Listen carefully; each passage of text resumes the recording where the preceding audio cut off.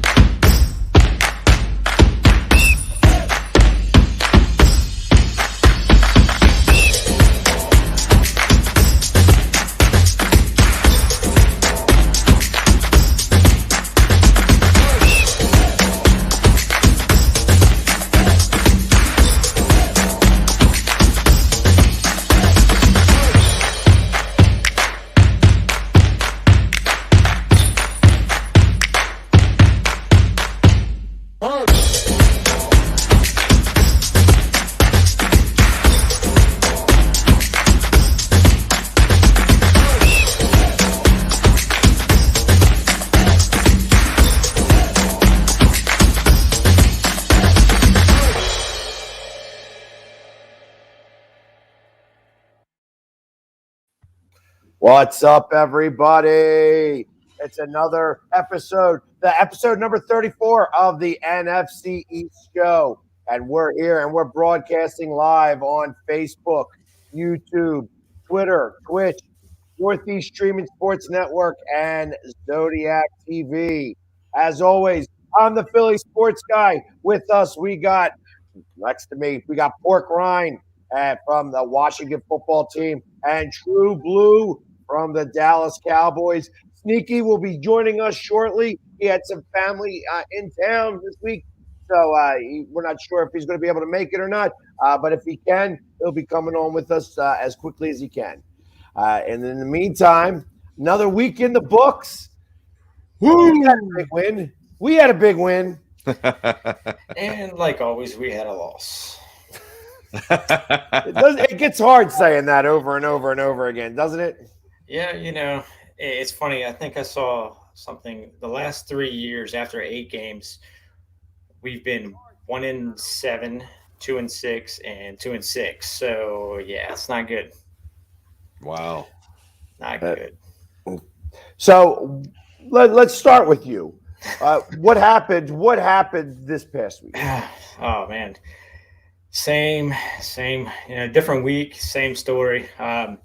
Tyler Heineke giving up bad sacks, bad decisions, and inaccurate throws.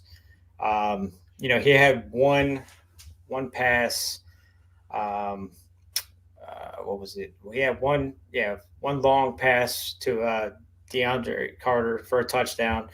That was his only completion out of the 5 attempts for long ball. And then he had 7 completions. 7 completions converted that were longer than 5 yards, I believe is what it was. So it was not good. It was not good. A lot of screens. And it's a shame because, you got McLaurin out there who is. Yeah, and he finished with 3 receptions, 23 yards. Wow. Yeah, I know, because I have him on my fantasy teams. Yeah, because he's one of my favorite. Yeah, he's actually a fantastic receiver, and it's a shame that they don't have anybody who's throwing him the ball at all. Is the offensive line not doing their job? Does Heineke not have enough time? Is he just not throwing through his progressions? So the offensive line has been actually playing pretty solid. Unfortunately, we lost our center Chase Roullier to a broken fibula, so he's out for the season. So that definitely hurt. He was the anchor of the offense, Mr. Consistency, and we've got Charles Leno. We've got a pretty decent line. We are beat up. Brandon Sheriff was out. Sammy Cosby has been out too. So we do have kind of a makeshift offensive line right now. I feel like they've done pretty decent. They've all stepped up and they're holding their own. I don't know, man. Heineke's just not the answer, unfortunately. Yeah, because interestingly enough, at the beginning of the season, I thought that Fitzpatrick wasn't the answer, and that Heineke would, if he was going to be able to do things, he was going to be the one that led you to the playoffs. So it's interesting. He played so well in that one playoff game, and took Tom Brady to the brink, and then just hasn't been able to recreate that. And I will say, Heineke, I think that was his 8th start, so he is still learning as you go, but It's tough. It's been tough. It's so tough. That's why I'm wearing the Hawaiian shirt, because I'm on vacation this week. I'm on a bye, so I'm going to enjoy this. We cannot lose this week that I know of. But yeah, I mean, it's at least there you can't lose. Cannot and lose. then so going over to Dallas. What's up, buddy? What happened? Why didn't Dak play? They were just taking precautions, more precautionary tales on the calf. That is the same calf that is connected to the broken ankle of last year. So with everything being, with the record being where it was at, everything else, they just took precaution and said that, we'll go ahead and sit them out, see what we do this week and see how it goes. And with the win this week, they're looking at the same route for this coming Sunday, saying, hey, should we go ahead and rest Dak up, let him heal a little bit more if he's up to it? We'll see. But tomorrow being Thursday, they're going to be going to practice and they're going to be looking at, to see how he feels, see what comes about. And if he's feeling good, they're going to go from there. But, I mean, it's more than likely going to be a game time decision based upon how Dak is feeling. And plus what the, team is the coach and, well, more the physicians than them saying anything, is going to lead to them making that decision. Got you. So it's possible he's not going to play again this week. It's very possible that he might not play this week. Are they just tempting fate? That they're saying, "Hey, we're so far ahead in the division that we can take a loss." I think it's a mixture of both that and to see what Cooper Rush has as a backup quarterback, and to see how the Dallas Cowboys as a whole will respond with what's going on right now. And as you can see from this past week's game, they responded very well. So they might just go down that same avenue to see, can we go 2 for 2 with our backup quarterback? Well, and not for nothing. I mean, again, playing Cousins in a week that he's got a primetime game. I mean, Pork Rind knows enough about that. He just doesn't win them. He just doesn't win them. Correct. So the fact that it was that, I mean, you guys got Denver this week. I guess they're not coming. It's not coming far east. I mean, it's a noon game. So I guess it's somewhere around it's like a 10 o'clock game for them. 11. It would be an 11 o'clock. Even with the hour change, I guess so. Yeah, I guess so. So, I mean, literally, it's not that big of a deal for them to come out and play that early. They're having their own problems right now, it seems. Yeah, they are. I mean, it's possible that you could get out there and, somebody said the stat, it's the first time ever that somebody named Cooper threw it to somebody named Cooper. Yeah. First name to last name or whatever it is. It's the stats that are being surmounted now coming in, to the league. Is last year it was Andy Dalton to Dalton Schultz, right? You got Cooper Rush to Amari Cooper. It's like, what next stat are we going to come up with? I can't answer that question because until you get a guy that last name is Dak, you know what I mean? Then there you go. Yeah, because I don't know of anybody else who actually runs into those issues. But I guess because I mean, who's really looking at the stats? Who knows if anybody? I mean, I guess there wasn't really many people named Cooper. Yeah, the first name Cooper back in the 50s and 40s and 30s. Well, it goes, like Mike White for the Jets this weekend. His stuff is now in the Pro Football Hall of Fame. It's the jersey and stuff for what he accomplished this week. So it's those kind of stats that are just starting to make heads way. So that's why I say, who else? What else are they going to come up with? Are they going to take Cooper Rush's and Amari Cooper's jersey and put them in the Hall of Fame for, just put them up there because it's the first time that's ever happened? I mean, they didn't do it with Dalton and Dalton we know of for now. Yeah, I mean, it's like, well, it's a little late. I mean, and I'll be honest. What it was the funny meme that I saw that there's a bunch of them. If you put Cooper Rush and Dalton in a lineup, they may choose the wrong guy to get to arrest. That's very true because they kind of look alike. Yeah, that's very true. So, But that's kind of the way that goes a little bit. The Giants have that same situation where Eli Manning and which is Danny Dimes both look the same. So who knew that one? But we had a big win. Yes, you did, and it looked great. We threw for like what, maybe 100 yards, but we ran the ball like 50 times. Wow. Which is something that we never do because we don't ever run the ball at all. It's amazing how the pendulum swings. We don't run the ball. We run the ball 3 times in a game. We run the ball 50 times in a game, and that's the way that works. So, I can see that. And the overall, what did you all get rushing? How many yards? 250 plus yards. Wow. 3 running backs, 2 running backs. 3 running backs, wow. and the quarterback, obviously. Wow. So I think that Gainwell got maybe 1 or 2 carries. He didn't really do a lot, but it was mostly Boston Scott and Dwight Howard. Oh, okay. To his, they said, I'm glad to see him back on there because he looks just like how he left off last year and a couple years ago. He just carries people. Yeah. When they win. So you want to say bye, sweetheart? My daughter just leaving, so I had. There you go. Yeah. Quick during the day events on Sunday, I was paying attention to your post on social media, and I could see, I can see the vibe that was going on there, not just with you, but with the fans of Detroit. And I can see they are a very frustrated group. Yeah, they are a very frustrated group.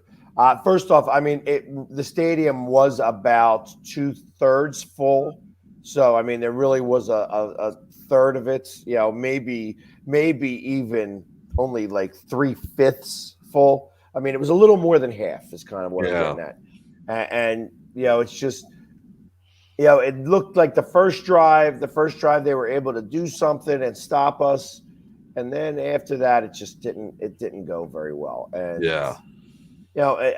similar to what you're saying, Pork Rind. I mean, Goff only throws for 6 or 7 yards. That's and the tight end's the only guy making any catches. You know what I mean? So that's the problem that we have because we're playing with a backup tight end too. Logan Thomas is out, so. We're missing some key pieces on offense. I'm not saying that, who knows? I mean, we haven't had our entire, Curtis Samuel hasn't played with Logan Thomas yet. So, who knows what that offense is going to look like when everybody does get back. Well, yeah, obviously I'm okay with you guys losing, but I would much rather us all play better, play well. You know what I mean? For sure. Obviously, I would rather you guys stink while we're about to play you. Right. You know what I mean?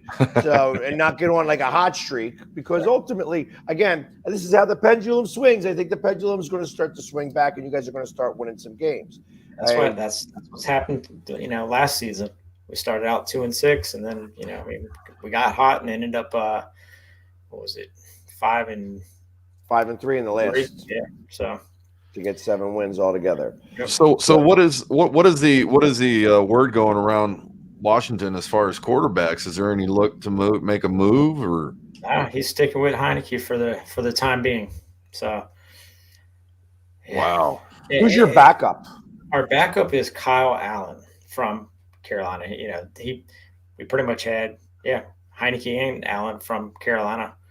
Come from Rivera, right? Yeah. The only one we're missing is Cam. So I mean, and everybody wants Cam. Really, dude.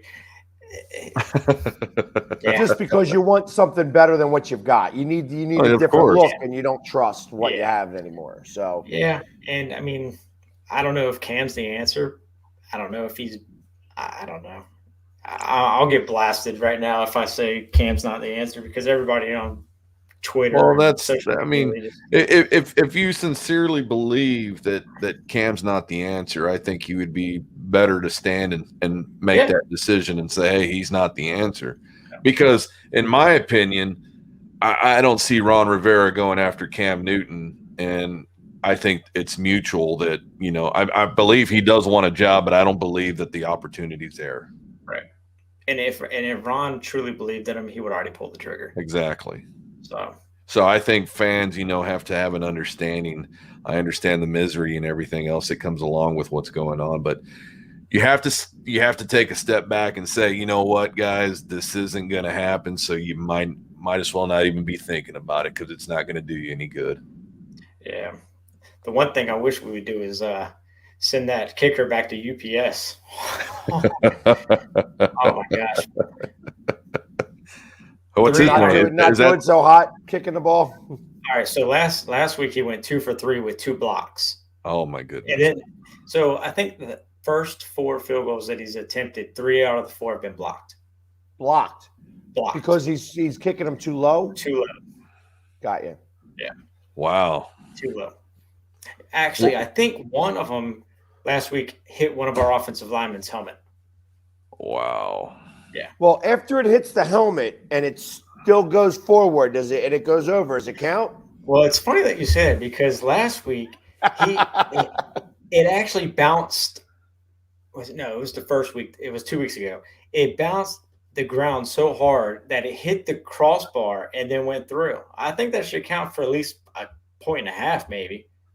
Hey, well, I did see the Philly sports guy in Orlando kick a couple of field goals during the. So I think burgundy and gold might be your color.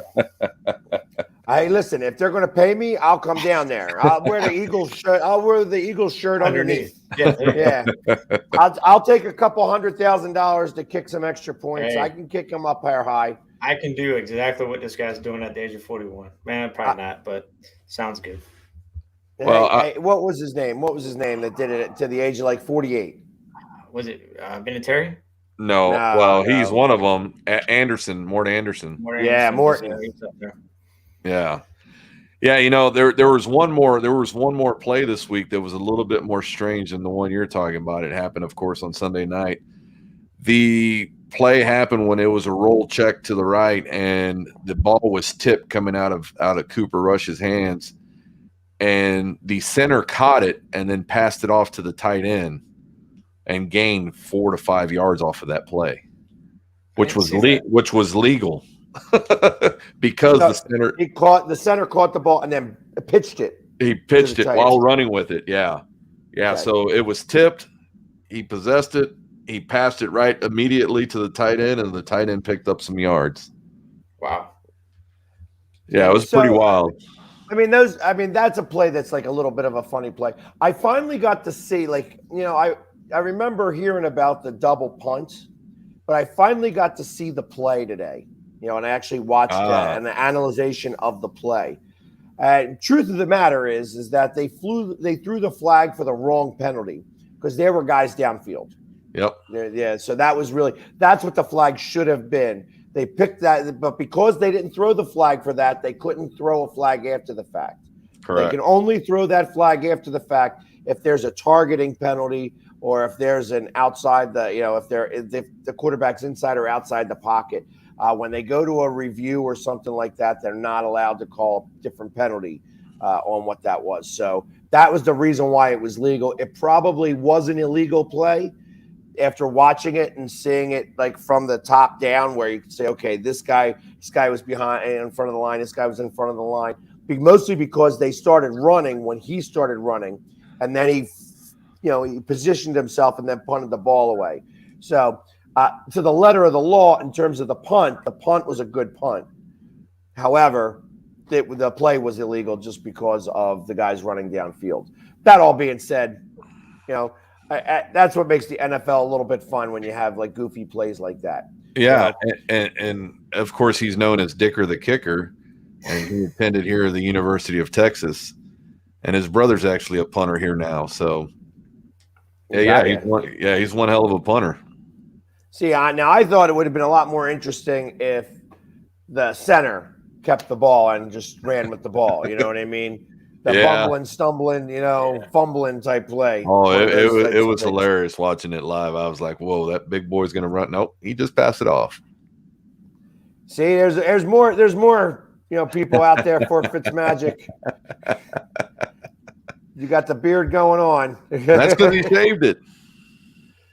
So yeah, well, like I said, the last time I had seen him before last week, he was clean shaven. Yeah. So, and I'm saying his is growing faster than yours. Oh, mine I keep trimmed.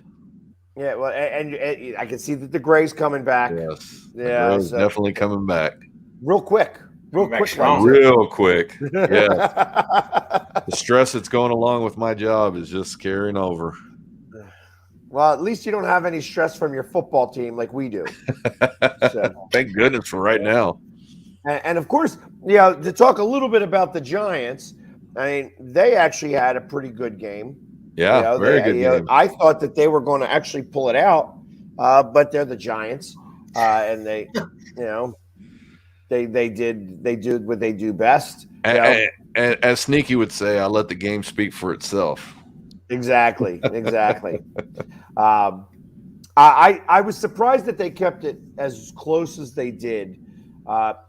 You could definitely tell that they're having some issues in Kansas City to not score that many points. Yeah. I mean, I would have thought that they would have had like 30, 35, but I think that he's starting to really push, and because he's pushing, it's not working out for Mahomes.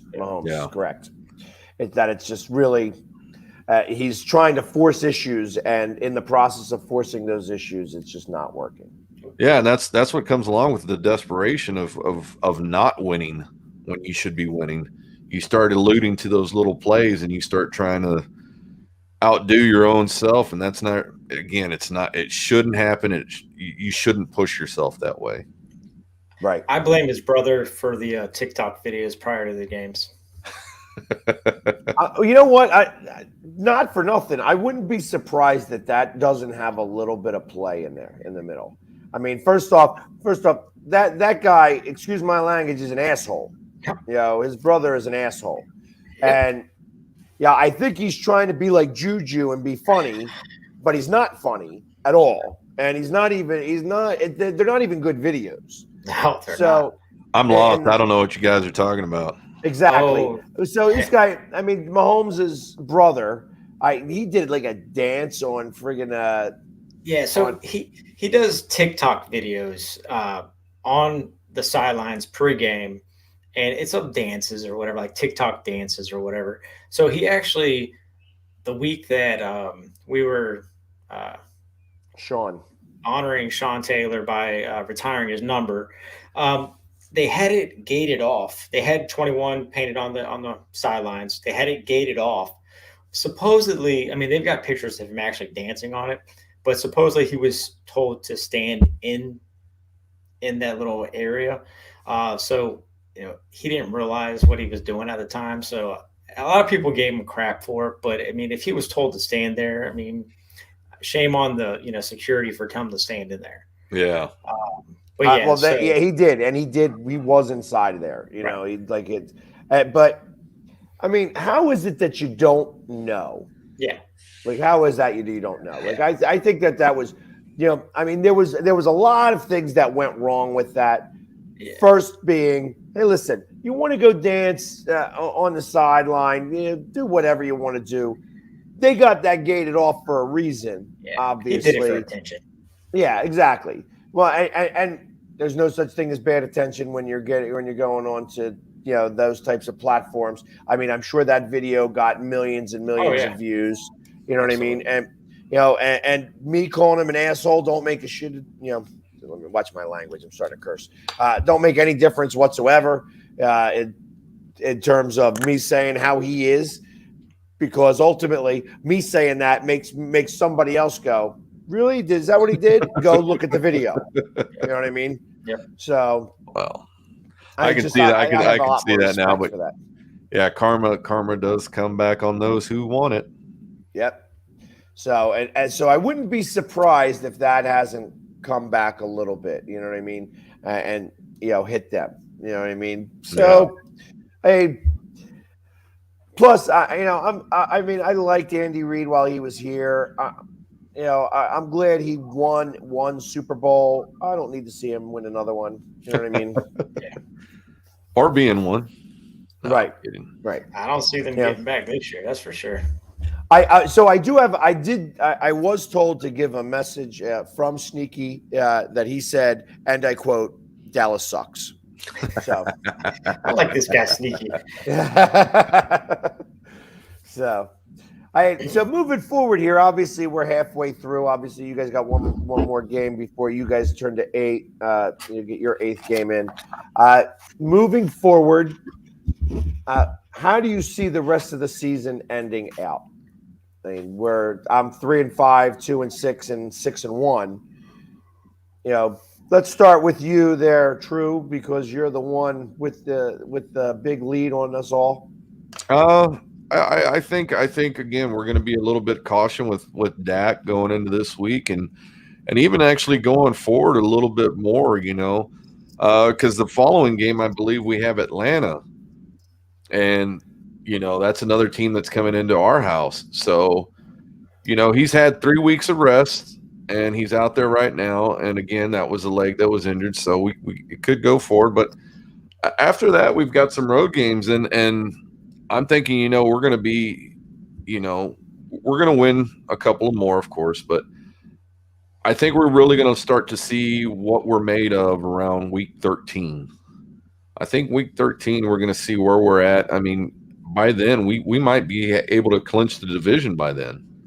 So it's going to be a telltale sign of how many wins we get in and how many losses are in the NFC East in order to shore up that NFC championship. But we have to wait until then. I don't want to make any – I'm not crazy. I'm not going to be spouting the S word, the SB word. I'm not doing any of that stuff. It's 1 week at a time. That's what I love about you, Matt. You just, there are some Cowboy fans in this 757 area code that every year Super Bowl every year. Well, not only that. I mean, like I said, I was talking to somebody today. I wasn't talking to him. He just was spouting off at the mouth at me on my TikTok. And of course, he was a Cowboys fan. And he's like, hey, man, you just love traveling and collecting those L's. And I'm like, you know what? I go to every game and I support my team, good or bad. Unlike most of the Cowboys fans who go hiding when they're bad, and then only come out when they're bandwagon good. You know what I mean? That's what it is. So they're bandwagon cockroaches, Cowboys fans. You, however, are not that guy. So out of all the Cowboys, that's why I said most, because I know of one who is not that way. And I know of a couple of other ones. There are a few Cowboy fans out there that are going to stand behind their team come hell or high water, There's and it's every team. Every team does it. All 32. There's fans from all crosswalks of earth. But the thing is when you appreciate the game, you have to understand the emotions that everyone else has to go through. So we've all been there. It's all sucked for us at one time. Hell, we're on a 27-year drought, and teams get thirsty after a while, and you do take a step back and you say, okay, what do we have to do to win this thing? And I think, like I've said since the very beginning, I think Jerry Jones has finally understood where he's at, what it's going to take, that he's taken a step back. And he's saying, you know what, let's let these guys do what they do and let us get a championship this way, whatever it takes. I'm going to take 2 steps back and let's see what comes forth. And I think it's been good for the organization. I think it's been great for our coaches, and I think it's been great for our players. Yeah, no, it definitely has.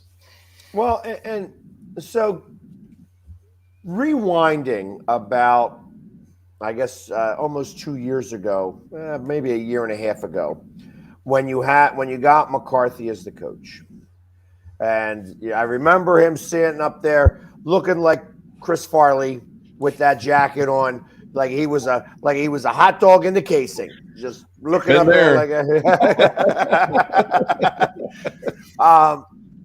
and he left Green Bay inauspiciously. You know what I mean? That things started to go south for him out there. What do you think that he's done differently that has allowed the Cowboys? I mean, obviously, he didn't have a good season last year, but you can blame that on a lot of different things: COVID, no practices, all those things. Yeah, Dak not being there and such like that. I'm gonna say the thing that I've noticed the most about it is that Coach McCarthy, he's actually taken he has taken a step back himself and let the coordinators coach and call the plays on the defensive side, because Quinn was a head coach himself. He's given him the respect that he needs, and he says, you know what, you run our defense. But also that first year with Kellen Moore, he was like, well, I better keep my eye on him. I got to keep a hand on him. Even last year, seeing the plays that were resulting, I think this year he's taken that step back. He's loosened the reins a little bit, and he's given these coaches more leeway, and he's seeing the type of turnouts, and it's given him more flexibility to see what's going on the field instead of, sitting there with the defense and sitting there with the offense and walking up to them. Besides checking up on them and not talking to them exactly what they need to do, he's relying more on the coordinators, and you can actually see that on the field, because I don't see him walking to the benches anymore. I see him there looking forward, looking at the game clock, looking at the referees, getting involved with the referees, because that's another story in itself. But it's one of those things where I think he's actually taken a step back, relying on the coordinators that he's got and the coaches that he's got and the players that he's got, and he says, I can coach now. So to expand on that a little bit, I've noticed, and you could almost go across the board here a little bit, that it seems that defensive coordinators who have become coaches typically last a few years and then fall out, and then typically will go back to being a coordinator. It gives them some of the knowledge about how to actually run an entire team. But the last few Super Bowls that were won by coaching groups that have multiple head coaches or previous head coaches that are in the mix. And as a whole situation right now, it seems like that the offensive coordinating head coaches are doing much better than the defensive ones, not just only in our division, but really NFL wide.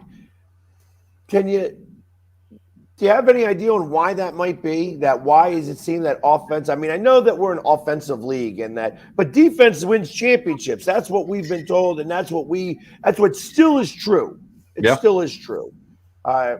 And ultimately, like I said, it was defense last year that won. And I know that Brady scored some points, but it was defense that won that. And Mahomes was still suffering from a concussion. I mean, I fully believe that. Yeah, but he was still swinging it. Line too. Well, and he was still slinging it. He was hitting guys in the hands and in the head and stuff like that, and they weren't catching the balls. So, I mean, because we know we watched it there in Tampa. So we were front and center on that, watching that whole thing happen.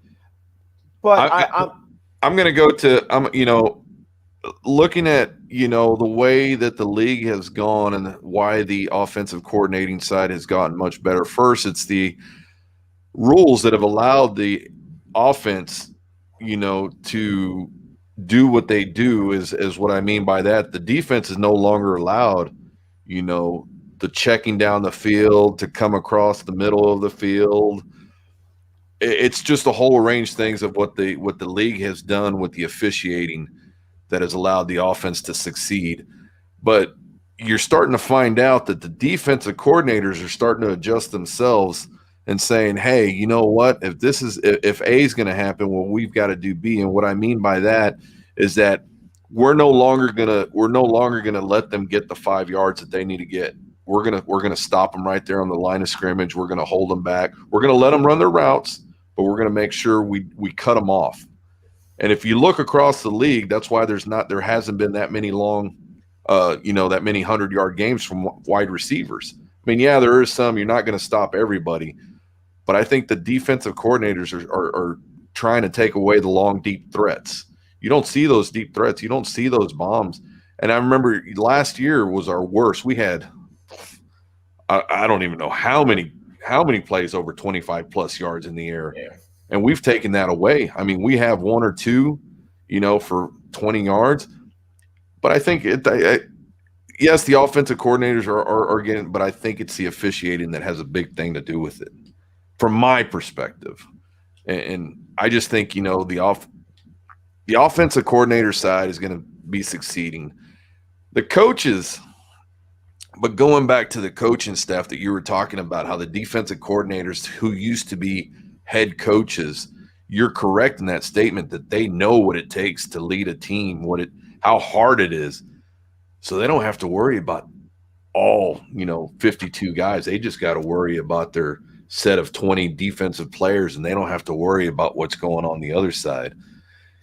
It's just been a funny year. I think it's been a real funny year for both sides of the ball, for us, that is. And what I mean by that is it's been fun to see it, is what I mean. It's been fun to see them come out of their nest and come out of their shells and say, hey, you know what? We're here to play, and we're not going to hold anything back. And I mean, you're seeing that with our Micah Parsons. He was this week's Defensive Rookie of the Week.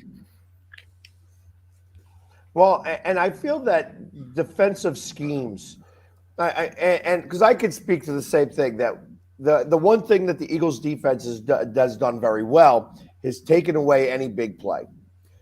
Now, thousands of short plays kill you when you're not giving up a big play. Doesn't matter, you know what I mean? So it's like, and that's that. So they've given up all those mid-range plays. And that's what's been killing us. The fact that we still can't get off the field. I mean, obviously we did it last week, but I can't take anything away from that win other than they didn't quit on the coach. That was the big deal. So that was the one thing that I was happy to take out of it, that they all played and they didn't stop playing. You know what I mean? That they just continued and continued. Obviously, it would have been nice to get the shutout. They got that last touchdown. It is what it is. You know what I mean? I guess you give it up a little bit once you've scored 44 points. But true. I mean, it's just that's the one thing I could take out of. Now we're going up against a much different team this week in the Chargers, and I fully expect that the things that worked against Detroit's not going to work this week. They're going to but I've noticed that if they put pressure on the quarterback, that we have succeeded. And they've done that in 3 games. In all 3 games we've won. Yeah. So now I want to think that Jimmy Johnson back in the day loved the blitz, and said man-to-man coverage, and you got to beat us, but you got to make sure you have the time for them to run their routes or throw it, because we're going to do man press. We're going to get your hands on it in those first couple yards. Yep. And that's because now that's what I feel like has been lost. The rule says that you could touch that guy within the first 5 yards, and you want to be able to get your hands on him anyways, just to be able to hold him for half a second. Yep. And you get that half a second, you get a blitz going on, and you start to pressure the quarterback. All of a sudden, now you've taken a half a second away. Now they need to get 5 seconds to be able to run those routes completely. And by that time, you should be at the quarterback. Yep. That's the thought process that I have. Now, they don't pay me anything to come up with that type of scheme. How is it that these defensive coordinators are not doing that? Or the ones that are succeeding? Obviously, I mean, you got the Rams that just traded for Von Miller. So now they've got the top 2 guys with sacks over the last 15 years. Yep. Yeah, that defense is going to be pretty nasty. That's for sure. Well, it's like you're saying is what I was alluding to is that you've got defensive backs finally stepping up and saying, hey, you know what? We're going to hold you for your 5 yards. Try and contain you. I'm not going to say hold you. We're going to try and contain you for your 5 yards that we've got that's within the rule book, and then we're going to allow our defense to do what they do. And one of our weaknesses has been our interior line, defensive line. But if you notice how the linebackers are playing now, the linebackers are no longer these big brutes. They're guys who can play defensive back, linebacker, defensive end. big boys who can play with whichever part of the line they need to play. And I think that's key to it as well, as far as the defense is concerned with what the offense is doing, is having these guys in place that can have the ability, have the skill set to play three positions if they need to, whether they need to drop back, whether they need to pursue, on the flat with the running back, or if they need to get in there and do a blitz. I mean, it's just one of those things. These players are just so good now. And if teams aren't picking up on that with the draft and everything else, then you're going to start to see yourself lose a little bit in these games. Yeah. The thing that I liked that I saw out of the defense last week for us was, moving Landon Collins. I know we spoke about it last week, but moving Landon Collins to linebacker position. I mean, he probably had his best game last week against the Broncos. He had 1 sack.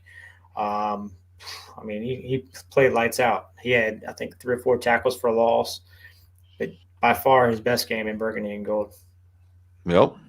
So, and it's interesting because I agree. I feel that the linebacker position is evolving, and when I think about like, innovative defenses from back in the day when Buddy Ryan came up with the 4-6, and how that really is evolving now, where realistically it's almost like you're about to see a 3-6 or a 3-7, where the linebackers and cornerbacks are going to be really interchangeable.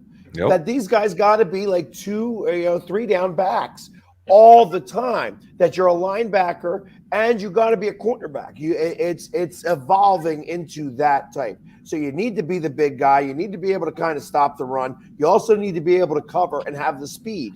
Well, like I said, big guys, they don't make big guys with speed that often. You know what I mean? You think about Henry. Henry's out now for the rest of the season because of a foot.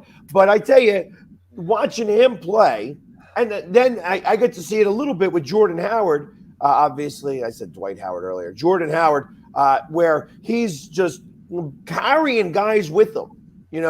That type of guy is hard to find. And then try to find him. Okay, usually when you have that type of guy, you want him on offense. You don't really have them on defense. Don't have like the Urlacher or the Butkuses or even the Jeremiah Trotters even. You know what I mean?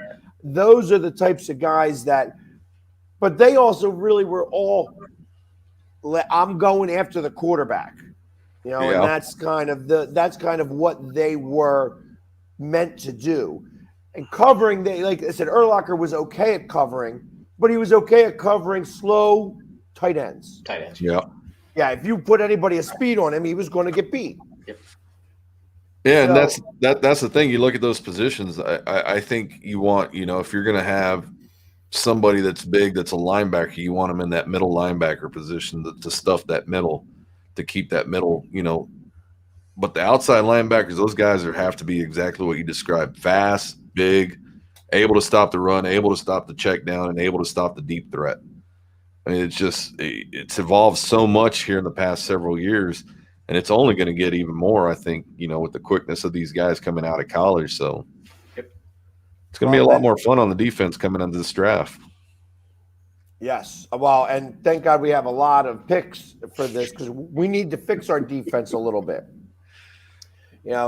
But we may trade all our picks for, what's the Georgia kid from Seattle. No, not the Georgia kid. I mean, they got like their first quarterback that they're touting is probably going to be somewhere around pick 13. Wow. So that this isn't a quarterback draft, but this is a defense draft, and we need a lot to do for defense. So, all right. Well, let's go to our pick segment, and we're going to start off. Let's start off with the guy who's not here, since we didn't talk a lot about him. The Raiders that are 5-2 and actually in first place in the West, going up against the Giants at 2-6. The Raiders are coming off their bye week. The Giants are coming off of, giving Kansas City a game, but losing still. I have the over-under at, what is it at? 46.5, I think. Okay. And then Yeah. I think it was 3. Yeah, that's what it looks like. Oof. 3 and 46.5. Let's start with you, Pork Rind. So I think it's going to be under. I say Raiders 27, G-Men 17. I think, Vegas traveling to the East Coast after a bye might start off a little slow. And then the news to Henry Ruggs, that hurts a little bit. Yeah, that hurts a lot. Yeah. So, I definitely is Darren Waller good? Is he going to play or? As of right now, let's see, because they waived him. He's not even going to be on the list. Nah. Well, Barkley is still out. And What about tight end for the Raiders? Because I know Waller didn't play last. He did not, but he's not listed on the injured list. Yeah, that's what I say. Raiders 27-17. 27-17. True. I think it's going to be around that same ballpark, and it's going to be under 24. 24-20. 24-20 Raiders. Yeah. I am going to go opposite of you guys. I actually think that the Giants are going to put it together this week. I think that the Raiders are a mess. This game is a 1:00 game. So it's that does fall into play. They do get the extra hour of sleep. However, I don't know that that's going to make a difference. I think that the Raiders are going to feel the effects of what's happening around them. Very much so. It's like they won those 2 games, and they had their bye week. And obviously the bye is going to help here, but I think that when you got somebody driving 150 miles an hour, I mean, it's just there's something else happening. He's crazy. I mean, that's crazy. I didn't even know that a normal car could get up to 150 miles an hour. That was a Corvette. Corvette. Well, of course, yeah. So, I mean, obviously, it wasn't really a normal car, but I mean, it's just absolutely ridiculous. And you saw the car? Did you see what the car looked like? It's sad situation, and I think, touching on that just a little bit, I think nobody can stop a grown man from doing what he wants to do, especially a rich grown man. But I think if they talk to you about money, they can talk to you about other things in life. Yeah, I agree. But I definitely think it's going to be an under, though. And I got the Giants 20. I got the Raiders at 13. That's a good one. Next, we'll go to Cowboys at the Broncos. Broncos at Cowboys. Broncos at the Cowboys. Cowboys are 10-point favorite and 49.5. And I assume that is with Dak playing. Yeah. He's questionable, obviously. Yeah. I'm going to be a little cautious here, and I'm going to say that he's not going to play. I think they're going to hold him out. Just from what the locals are saying, everybody I understand wants him to play. Everybody wants him in there, but you have to look at the season as an overall. But I think the Cowboys will win, and I do think it's not. I don't think it's going to be 49 points, but I do believe we'll be able to hold the Broncos, and it'll be around that same ballpark of what Pork Ryan had said to the other game, 27-17 or so. 20. I'll say 20. I'll say 27-18. As funny as the score that sounds. Yeah, it's not as funny anymore because they go after those points there. So I'm going to go over. I'm going to say, even with your backup quarterback, I'm going to say Dallas 38, Denver 17. Dallas is rolling, man. I hate to admit it, and God, it kills me saying it, but Dallas is rolling, and they're looking pretty damn good. I'm a little jealous. I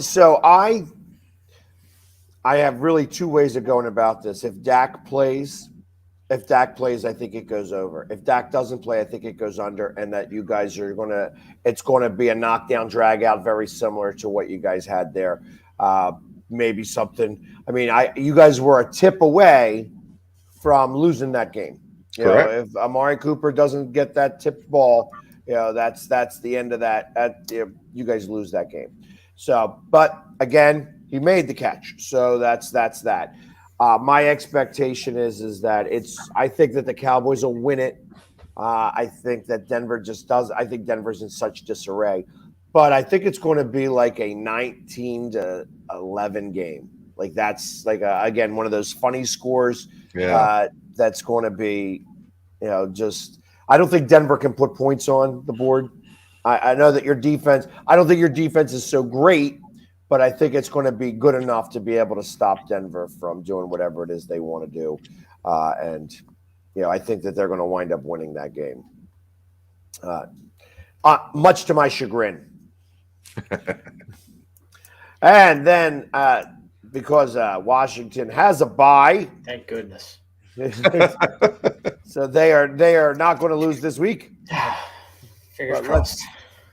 Let's go with the Eagles and Chargers. The Chargers are only a 1.5 point favorite with an over/under of 50. I'll start this one. Is that there? Is that there? Or here? It's in Philadelphia. It's in Philadelphia. I am going to say that I think that the Eagles are going to build off of what happened last week. And I think that this is the week that Gannon, like I said, I couldn't take much away from what was going on last week. But I think that Gannon is woken up a little bit and realizes now what he does have in comparison to what he doesn't have. And I think that they are going to pressure Herbert. And when Herbert does have pressure, he does not do well. Now, does that mean that we're going to score a lot of points? No, I definitely think the under 50, I think, is way high.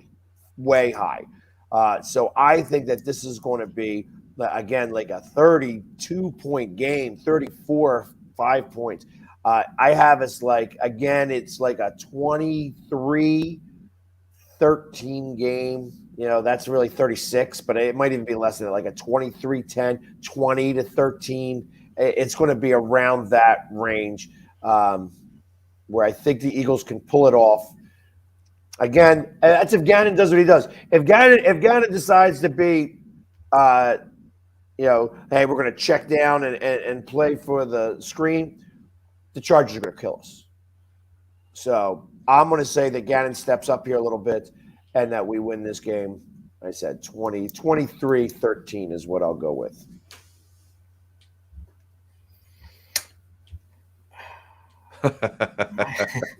I think it's going to – I definitely think it's going to be under. I think it's going to be a low-scoring game. I was thinking 21-17 and Chargers, of course. And I'm going to say that it's going to come down to the last drive. I think Justin Herbert's going to hit Keenan Allen for a touchdown, and they're going to win the game towards the final minute of the game. I think the Eagles are going to take this one.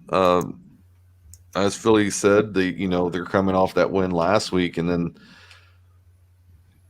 Herbert just got exposed. Not Herbert. The Chargers got exposed last week. More so, we exposed them in week 2, but we more so last week were exposed more than ever. And then pressuring Herbert, I think the Eagles can get after him, and I think it will be a close game, but I do think the Eagles will prevail, and it's going to be somewhere in that 23-19 score.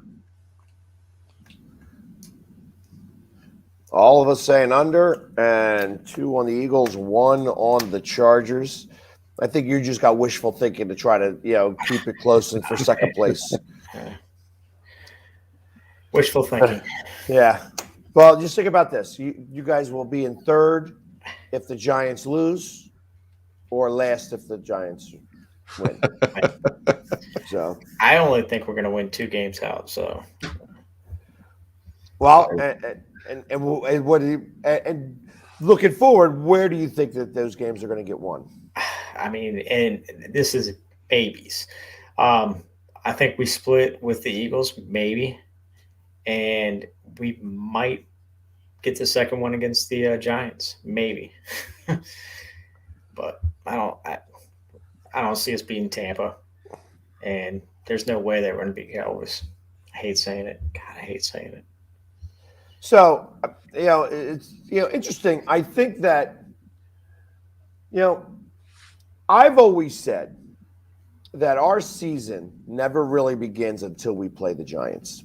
And the fact that we're playing the Giants so late in the season this year is bothersome to me. Yeah. Because in most recent history past, it's been the Giants that have been the springboard that has catapulted us to doing really well. When you think of the Super Bowl season, we had a 61-yard field goal at the end of the game to win the game, and then we go on a 10-game winning streak after that. The next year, we finally go up against the Giants, and by beating the Giants, we win the next 4 games outright, all in the NFC East, and win the division. Last year, when we played the Giants, we started playing pretty well, and then we played the Giants again, and they beat us that game. So the fact that we don't play them for another 3 weeks is just like, oh my God! It's like, when is the season going to begin? All right. But I had us going 9-8 at the beginning of the season, and I didn't think that was going to be enough to make it into the playoffs. After seeing now that there's the haves and the have-nots in the NFL, at least in the NFC. You got 3 teams with 1 loss. And then you got a whole bunch of teams at 3-5 or 3-4. Yep. So I think as of right now that we are only a half a game out of the wild card spot, and and the easiest schedule moving forward. So I kind of agree. I think that we could take 2 from you guys this year and pay you back for last year, on beating us both times. Yep. I still think that the Giants have some more proving to do.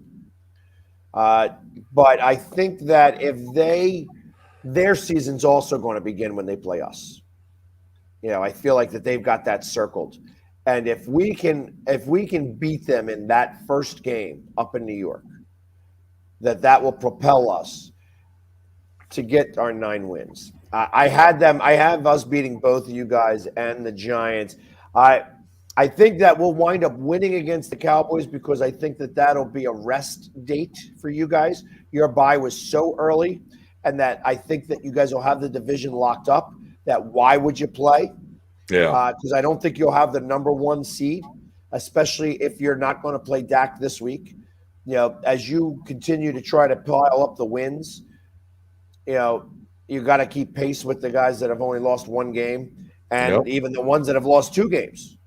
You know what I mean? So, I mean, there's 2 teams with 1 loss. I guess there's 3 teams with 1 loss. 3, yeah. Yeah, and 4. I'm sorry, 4. Because you have 1 loss. Green Bay's got 1 loss. The Rams and the Cardinals. Yep. And then you got Tampa Bay with only 2 losses. 2 losses. Yep. So, I mean, there's so much not, the opposite of disparity here now, because there's so many wins up on that upper echelon that there is going to be a team that is going to be 9-8 and make the playoffs. Yeah, I agree. So I initially didn't think that was going to be the case, but I think it might be the case.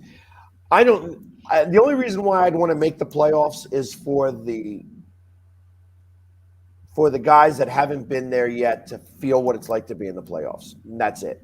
We're not going to go anywhere. We ain't Super Bowl bound. I ain't thinking about that at all. You know what I mean? But I'd like us to go. And interestingly enough, it would probably be against the Cowboys. I think that's how it's going to wind up. That we'll wind up playing the Cowboys that it will be like the 7 seed or the 3 seed. Seven versus the 3. Yeah. Or Play 6 versus the back-to-back 3. games. Yep. Going from I can home see to that away. too. And I like it when that happens sometimes, when you get to play the same team 2 weeks in a row. Although the last time that happened against Dallas, they beat us both times. But I also kind of see how that would play out, where Dallas by losing that game, they get us again. And that might be a thought process to that. Very well. But we'll have to see. Again, we're talking way ahead. We got to win this week. I actually initially had this game as a loss, but I think maybe now we could actually win it.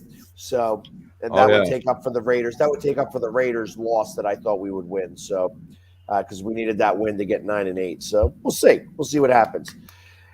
In the meantime, everybody, thank you so much for hanging with us tonight. And as always, we'll be back next Wednesday talking about Week 10 and what happened in Week 9. But in the meantime, everybody, have a great week and go Birds! Let's go Cowboys! Go football! Yeah.